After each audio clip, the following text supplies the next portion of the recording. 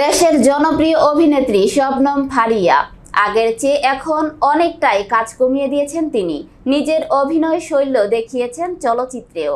এই অভিনেত্রীর সিনেমায় অভিষেক ঘটে 2018 সালে দেবী সিনেমার অভিনয়ের মাধ্যমে।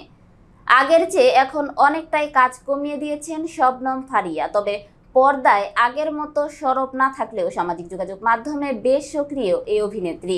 প্রায় সময়ই বিভিন্ন স্ট্যাটাসে নিজের অনুভূতি বা মতামত শেয়ার করেন ফারিহা। এবার ফের অভিনেত্রীর এক স্ট্যাটাসে উত্তাল নেট দুনিয়া।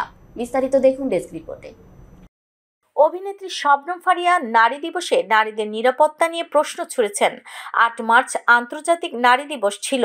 প্রতি বছর মার্চ মাসের ৮ তারিখ লিঙ্গ বৈষম্য দূরীকরণে নারীর প্রতি সম্মান ও সমানাধিকারের বার্তা দেওয়ার জন্যই উদযাপন করা হয় দিবসটি।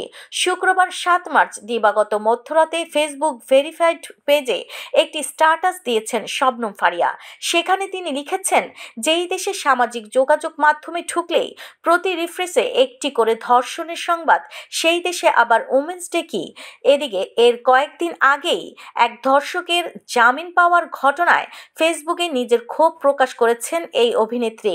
সাজাপ্রাপ্ত এক আসামির জামিনের সংবাদের ছবি ও লিঙ্ক পোস্ট করে তার ক্যাপশনে তিনি লিখেছেন, ধর্ষককে যারা জামিন দিয়েছে কিংবা এই প্রসেসের সঙ্গে জড়িত তাদেরও শাস্তির আওতায় আনা জরুরি।